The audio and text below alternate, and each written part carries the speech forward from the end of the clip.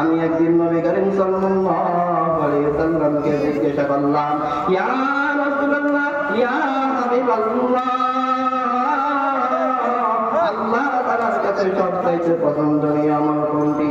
ক্বালান নবী সাল্লাল্লাহু আলাইহি ওয়াসাল্লাম, as-সালাতু আলা ওয়াক্তিহা।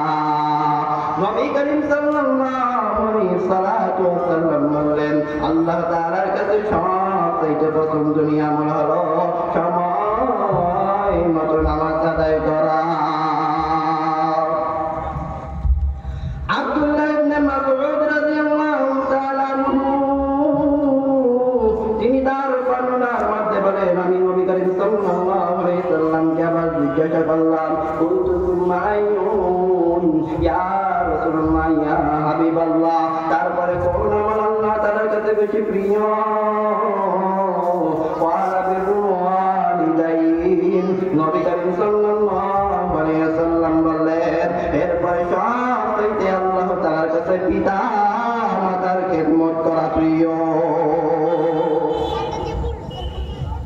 আব্দুল্লাহ ইবনে মাসউদ রাদিয়াল্লাহু তাআলা আনহু বলেন, এরপর আমি নবী করিম সাল্লাল্লাহু আলাইহি ওয়াসাল্লামকে বললাম, কুনতু সুম্মা আইয়ুন, ইয়া রাসূলুল্লাহ, ইয়া হাবিবাল্লাহ, তারপরে কোন আমল আল্লাহ তাআলার কাছে বেশি পছন্দনীয়? ক্বালান নবী সাল্লাল্লাহু আলাইহি ওয়াসাল্লাম, সুম্মাল জিহাদু ফি সাবিলিল্লাহ। নবী করিম সাল্লাল্লাহু আলাইহি ওয়াসাল্লাম বললেন, এরপরে আল্লাহ তাআলার কাছে সবচেয়ে বেশি পছন্দনীয় আমল হলো জিহাদ ফি সাবিলিল্লাহ, আল্লাহ তাআলার পথে জিহাদ করা। মুহতারাম হাজিরিন, দেখেন নামাজের পরে এবং জিহাদের পূর্বে আল্লাহ তাআলা বলেছেন পিতা মাতার খেদমত করা। আল্লাহ তাআলা আমাদেরকে পিতা মাতার খেদমত করার তৌফিক দান করেন, বলেন আমিন। মুসলমান ভাইরা, আমার কথাগুলোর দিক দিয়ে বোঝার জন্য চেষ্টা করেন তো বন্ধু, কোনদিকে নজর দিবেন না। বুখারী শরীফের ৫,৯৭৮ নম্বর হাদিসের বর্ণনা, এক সাহাবী রাসূল করিম সাল্লাল্লাহু আলাইহি ওয়াসাল্লামের কাছে এসে বললেন, ইয়া রাসূলুল্লাহ, ইয়া হাবিবাল্লাহ, মান আহাক্কুন নাস বিহুসনি সাহাবাতি, ইয়া রাসূলুল্লাহ, ইয়া হাবিবাল্লাহ, আল্লাহ তাআলার কাছে কোন আমল সবচেয়ে বেশি? আল্লাহ তাআলার কাছে কোন আমল? আমার কাছে যদি কেউ ভালো আচরণ করার যোগ্য রাখে তাহলে কে? রাসূল করিম সাল্লাল্লাহু আলাইহি ওয়াসাল্লাম বললেন, উম্মুকা, তোমার মা। আবার ওই সাহাবী বললেন, ইয়া রাসূলুল্লাহ, ইয়া হাবিবাল্লাহ, মান আইয়ুন, এরপর কোন ব্যক্তি আমার কাছে সবচেয়ে ভালো আচরণ করার যোগ্য রাখে? ক্বালান নবী সাল্লাল্লাহু আলাইহি ওয়াসাল্লাম, নবী করিম সাল্লাল্লাহু আলাইহি ওয়াসাল্লাম বললেন, উম্মুকা, তোমার মা। আবার এই সাহাবী দ্বিতীয় নম্বরে গিয়ে বললেন, ইয়া রাসূলুল্লাহ, ইয়া হাবিবাল্লাহ, তারপরে কোন ব্যক্তিটা আমার কাছে ভালো আচরণ করার যোগ্য রাখে?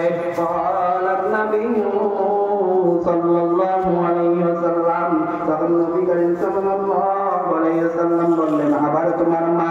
মুসলমান ভাই রে, রংপুরে যুবকেরা, গভীর মনোযোগ দিয়ে শুনেন, তোমার আমার নবী তিনবার বললেন, তোমার মা, তোমার মা, তোমার মা, তোমার কাছ থেকে ভালো আচরণ করার যোগ্য রাখে। হে বন্ধু, কেন? রাসূল বললেন, তোমার মা, তোমার মা, তোমার মা, কেননা মা এমন তিনটি কষ্ট করে, যেই তিন কষ্টের এক কষ্ট কোনো বাবা করে না। এক নাম্বার, তোমার আমার মা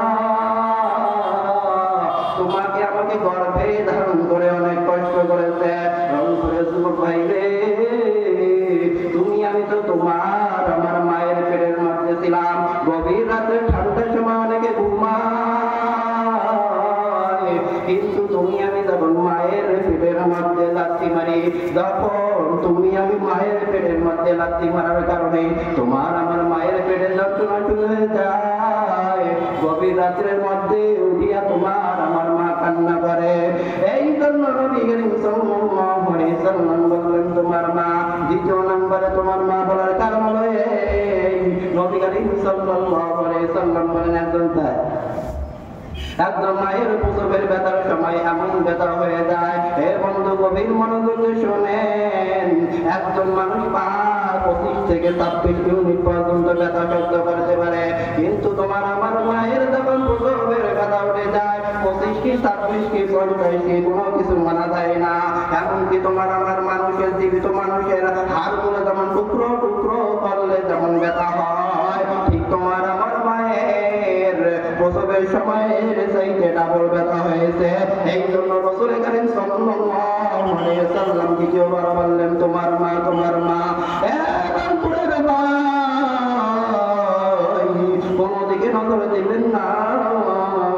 তৃতীয় নম্বরে রাসূল সাল্লাল্লাহু আলাইহি ওয়াসাল্লাম তোমার মা বলার কারণে এই, তোমার আমার মা সন্তানকে দুধ পান করানোর কারণে কষ্ট যে পায়, এই 3 কষ্টের একটি কষ্ট বাবা পায় কিনা?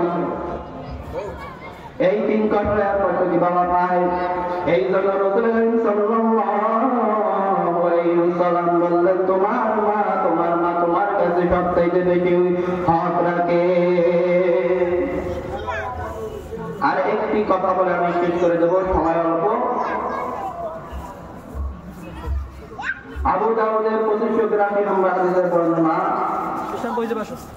রাসূলের কাছে সাল্লাল্লাহু আলাইহি ওয়াসাল্লামের কাছে সাহাবী বললেন, ইয়া রাসূলুল্লাহ, আমি আপনার সাথে জিহাদ করতে চাই।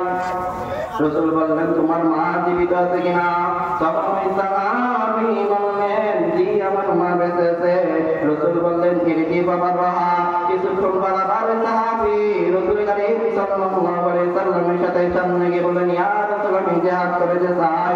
রাসূল বললেন তোমার মা জীবিত আছে কিনা? সাহাবী বললেন, ইয়া